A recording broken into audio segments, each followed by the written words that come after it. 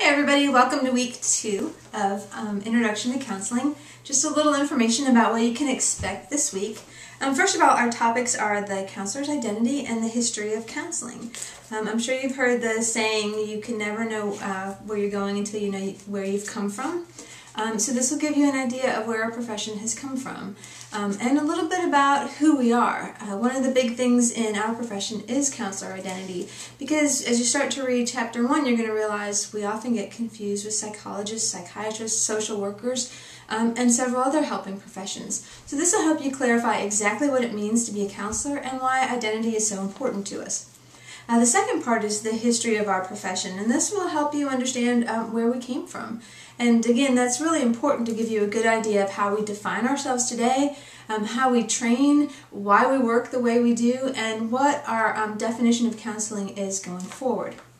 In addition to the chapters, you'll also be listening to an interview with Dr. Ed Newkrug that I recorded last summer when I taught the intro class.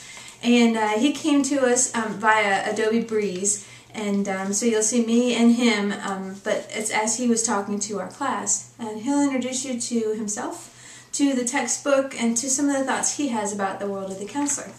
So again, you'll be working on those two things, and then as with everything else, you're going to take a brief quiz that's 10 points.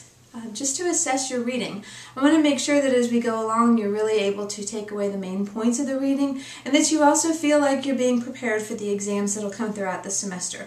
So the intent of those 5 questions in your quiz is to just help you synthesize the material and help you gain some confidence as you think about what you want to retain and as you prepare for the exams. The final thing is our blog entry. I've put question 2 or week 2 blog, put a couple questions for you to think about, but this is just a place as a class for you to reflect on some of the things that we've learned, some things that maybe are interesting, confusing, not so interesting, or things that really gave you something to think about. So I hope you'll use that space to connect with each other, to share your thoughts, to share your reactions, and then to help take this experience just a few steps further. Since we don't meet in person, we don't have a chance to have that conversation together. So imagine the blog as a conversation that we would have at the beginning of class, one that would start with me saying, so what did you take from the reading? What really stood out to you? And that's how I'd like you to approach the blog. So I hope you have a good week 2. I'll see you again for week number 3. If you have any questions at all, please send me an email and I'll be sure to get in touch with you. Thanks.